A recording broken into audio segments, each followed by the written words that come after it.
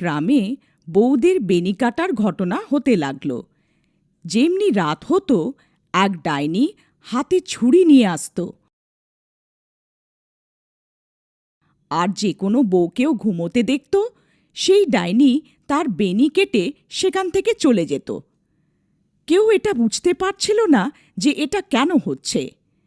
তারপর একদিন, ওগো, নিজের চুল লুকিয়ে রাখো, পুরো গ্রামে বেনি কাটার ঘটনা বাড়তেই চলেছে।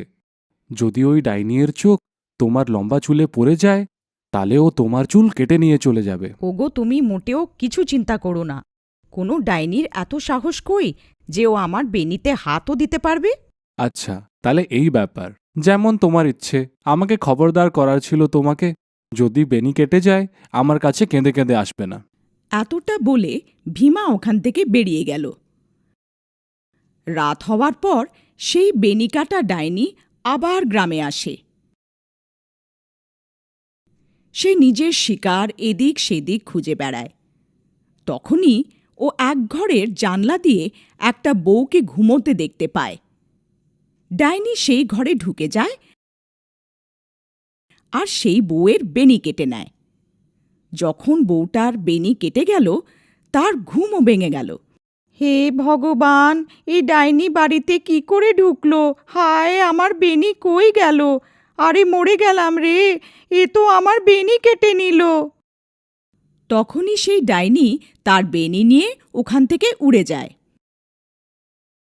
তারপর সেই বউটা ওর পেছনে যায়, কিন্তু সেই ডাইনি অন্ধকারে অদৃশ্য হয়ে যায়। তখনই তার বড় তার পেছনে পেছনে ওখানে চলে আসে। কি হলো মিনা, তুমি হঠাৎ এত রাত্রে এখানে কেন চলে এলে?